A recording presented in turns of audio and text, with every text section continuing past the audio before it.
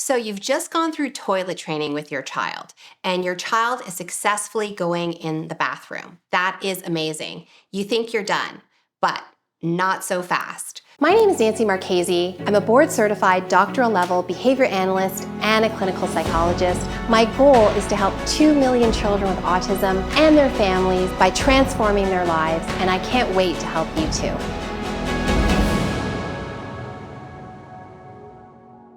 There's one important thing that you need to keep in mind and ensure that your child has learned, and that is how to wipe after a bowel movement.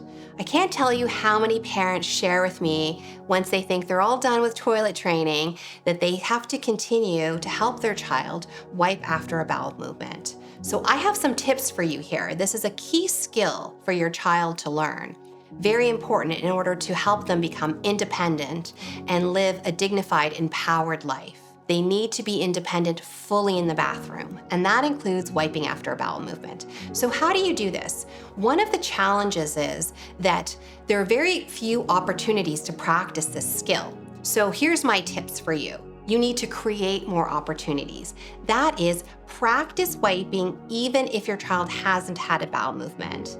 To start with, you have to teach them how to manually, hand over hand, help them from start to finish, engage in the motion. Again, remember, you don't have to wait until a bowel movement has occurred. You can do this at any time. Just teach them the motion of how to wipe. As many learning opportunities as possible will help your child.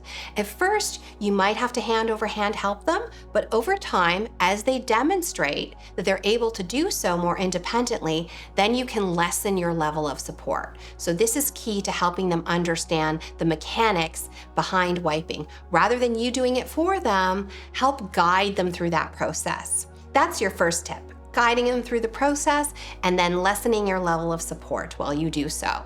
The second tip is this: as they learn that, another thing they need to learn is when to wipe and when to stop wiping. Again, you don't have to wait for bowel movements to create these opportunities.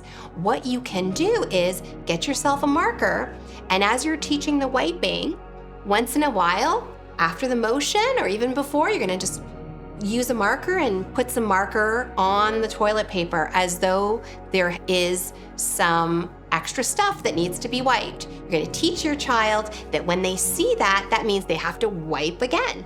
And then sometimes you're not going to use the marker. And when they see that, when they see a clean amount of toilet paper, that means they're done.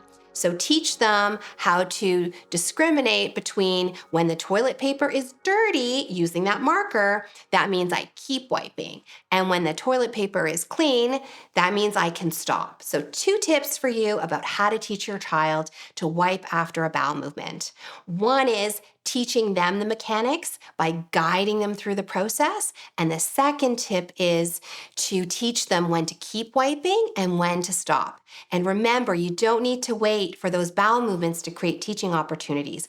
Practice in between. Practice, practice, practice leads to independence for your child, for dignity and empowerment, so that they can go to the bathroom from start to finish on their own. There's only so much we could cover in the short amount of time we had today. If you found value in what we talked about, go to breakthroughautism.ca, join our newsletter, and also follow me on my socials.